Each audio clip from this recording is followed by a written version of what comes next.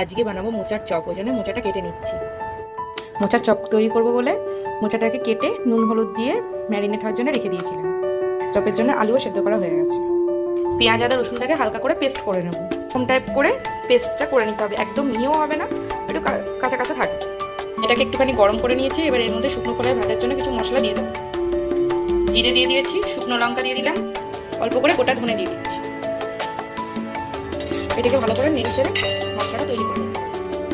যে মশলাটা তৈরি হয়ে গেছে, তেল গরম হয়ে গেছে। এবার পেঁয়াজ আদা রসুন আর কাঁচা লঙ্কার এটা দিয়ে দেবো। এটার মধ্যে বাদামটা দিয়ে দিয়েছি। এরপর মোচাটা দিয়ে দিলাম, সেদ্ধ আলুটা দিয়ে দিলাম, খোলায় ভাজা মশলাটা দিয়ে দিচ্ছি, নুন দিয়ে দিলাম।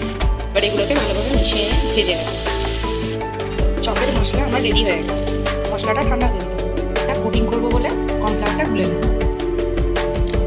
কাছে যেহেতু ব্রেড ক্রাম্পস নাই বলে আমি মেরি বিস্কুট ভালোভাবে গুঁড়ো করে নিয়েছি। আমার টোটাল এই কটা হয়েছে। এই যে মশলাটাকে আমি চপের শেপ দিয়ে নিয়েছি, তেলটা গরম মতো বসিয়ে দিয়েছি। চপটাকে কর্নফ্লাওয়ারের ব্যাটারে ডুবিয়ে নিচ্ছি।